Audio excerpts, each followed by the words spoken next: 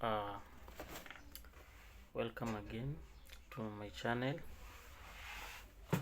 So today I want us to talk about factors to consider when buying land for construction. So what we are going to look at, what you need to look at, what you're supposed to consider, and why. So if you're new here, remember to subscribe to support this channel, and also you can share and then also post your comment down below. So the number one thing that you have to consider when you are buying land for specifically construction work is that you have to consider the type of soil that is on that particular land. The reason is that different types of soil will require different types of foundation, and this is going to have an impact on the general cost of the project. So for example, number one, if you are buying land and the place has black cotton soil, when you are starting your construction, black cotton soil is usually recommended that it has to be excavated, and then you can start doing your foundation work, that is your columns, not the foundation basis, or your strip foundation.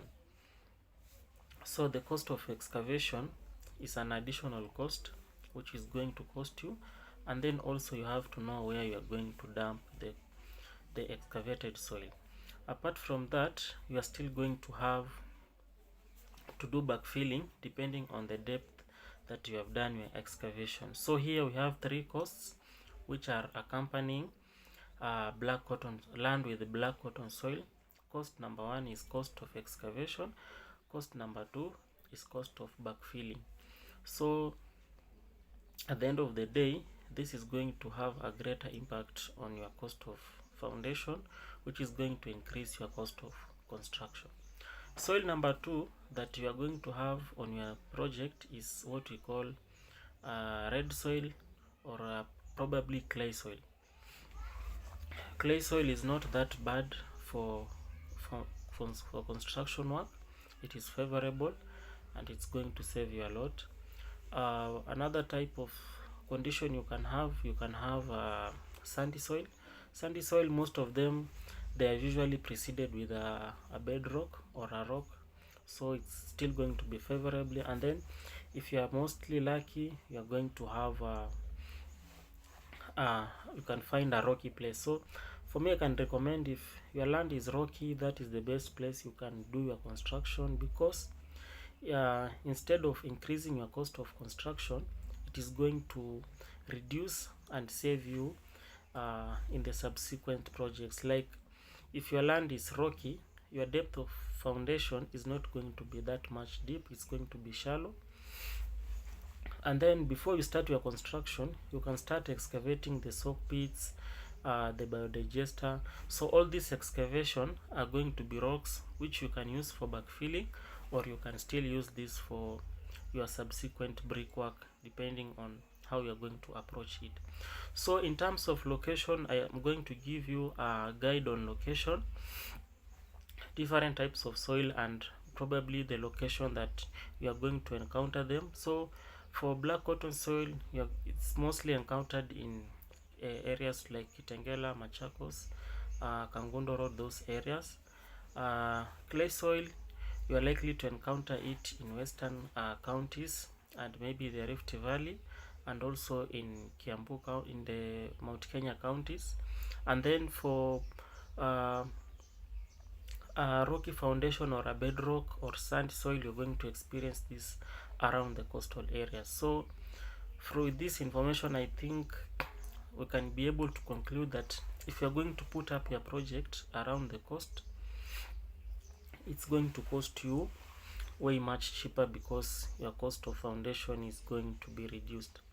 Factor number two that you are going to consider when you want to put up your construction project is availability of services, like number one, electricity and water. So if the place has electricity, it's going to be to supplement your energy requirements. Like if people want to use equipments that require electricity is going to be much cheaper.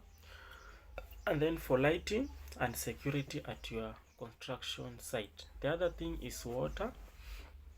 So water does not mean necessarily that it has to be available at the site, but if you have to do a borehole, how deep is it, and what is the cost? So that is the other factor you have to consider. The other thing you have to consider is accessibility of your construction site or where you are going to build. How is the road that is leading to your construction site, maybe from the main road, if it is not adjacent to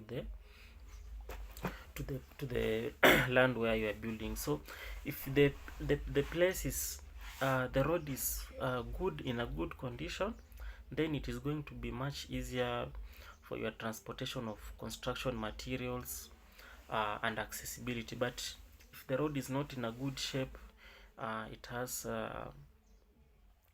not been graded well, then the construction the construction the lorries carrying the construction materials are going to have a problem accessing your site, and at some point maybe it can cause you some delays.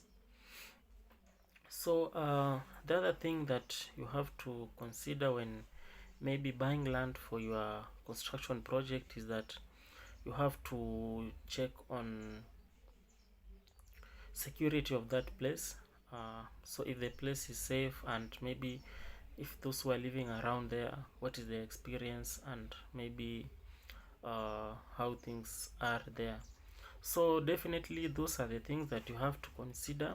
Of course, before you buy your land, you have to do a search to check that the person who is selling you the land is the original owner and all that. But for me, I always advise my clients that if you have to buy land and maybe it doesn't have a title on the name of the person, but there must be a title. So as after you buy, you go and do your transfer. But don't ever try to buy land that doesn't have a title, and then maybe you are told you can buy and then do a subdivision later. No, don't try that. It's going to cost you, and at some point you might be conned and you might lose your money, which is not going to be good.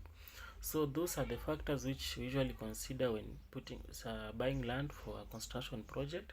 And then also you can check maybe if the place is growing, the growth rate, if you want to put up a commercial project or a commercial entity. So you can check on the growth of the area, so that the project that you're going to put up is going to have good returns on investment. So guys, that is what I have for today.